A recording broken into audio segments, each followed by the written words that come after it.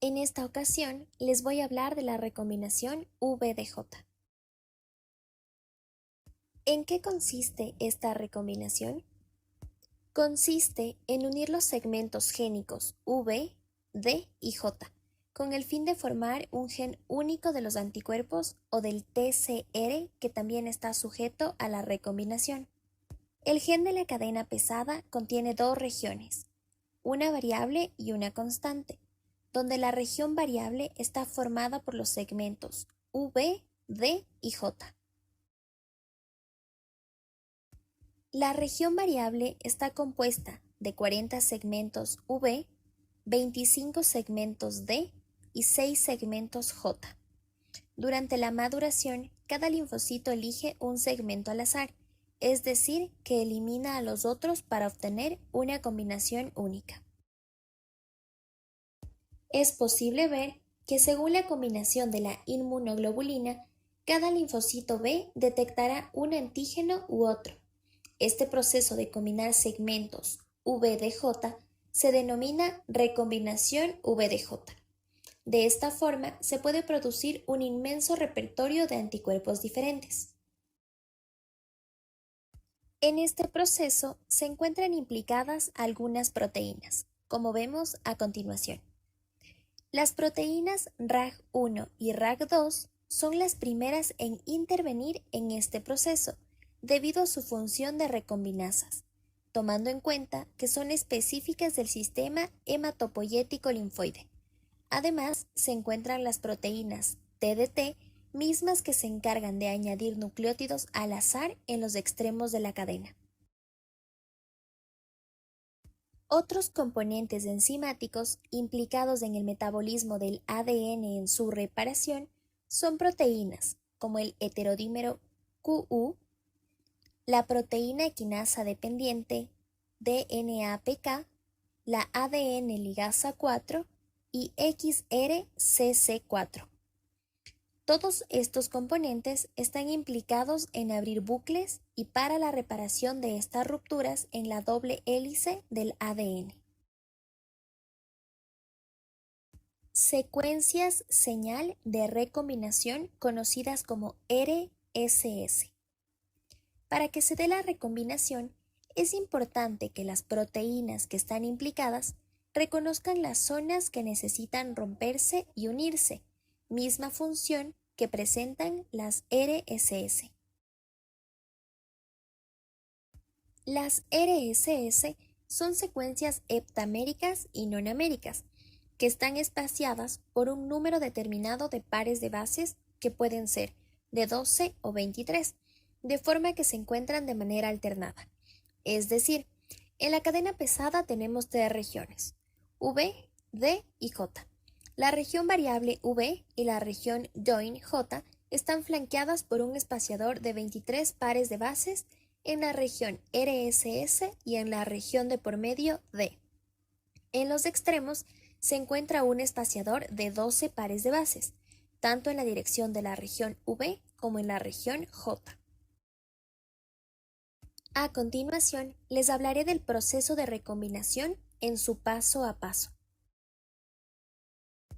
Como paso 1 tenemos la RAG1 y RAG2 forman un complejo con las RSS heptámero-nonámero, catalizando la formación de sinapsis entre un segmento de gen V y uno de J.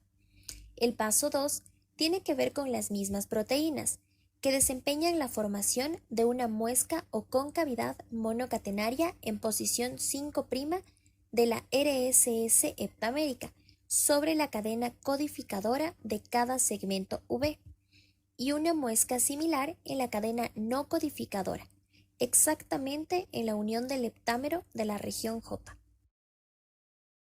En el paso 3 se puede observar cómo el grupo hidroxilo ataca el grupo fosfato en la cadena no codificadora del segmento V para la formación de horquillas en las regiones V y J y en los extremos señal romos.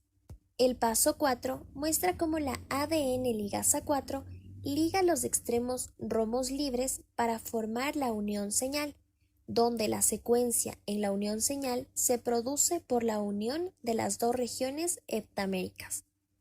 En el paso 5, las horquillas en los extremos romos de las regiones V y J son abiertas.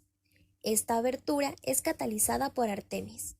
Además, da lugar a una saliente 5', una saliente 3' o un extremo romo.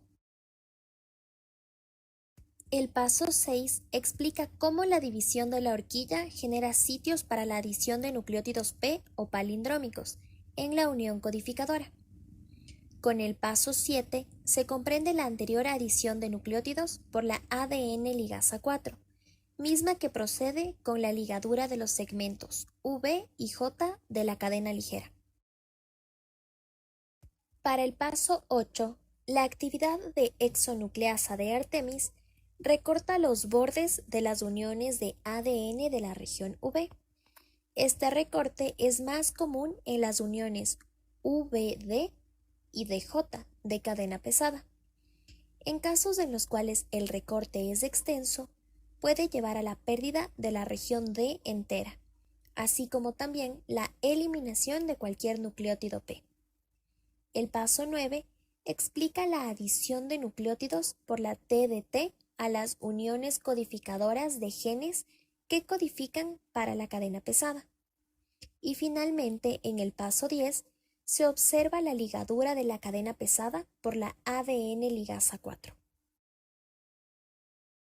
Es esencial explicar de manera detallada algunos de los pasos mencionados con anterioridad, debido a su importancia dentro del proceso. Como ya se mencionó antes, en el paso 5, en la hebra donde se encuentra la secuencia codificante de los anticuerpos, se tiene que el heterodímero Q lo que hace es reclutar a dos proteínas distintas, DNAPK, cuya función es fosforilar a la segunda proteína, denominada Artemis, lo cual permite que se active su función. Cabe recalcar que en el paso 6, donde es evidente la apertura de las horquillas, se observa la presencia de heterodímeros Q70 y Q80, los mismos que se van a unir a los extremos de ADN, donde cumplen la función de moléculas señalizadoras, para que otros intermediarios acudan a este lugar.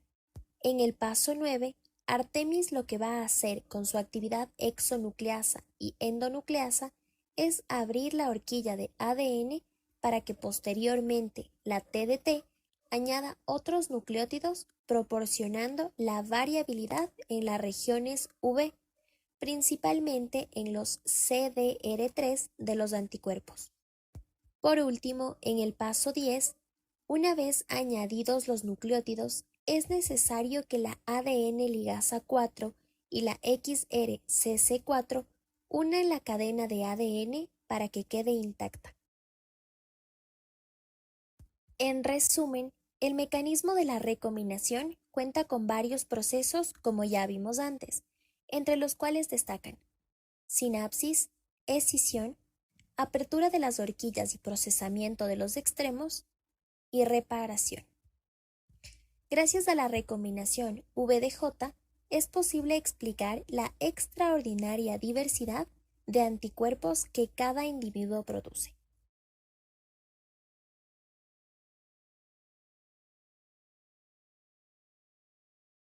Muchas gracias por su atención.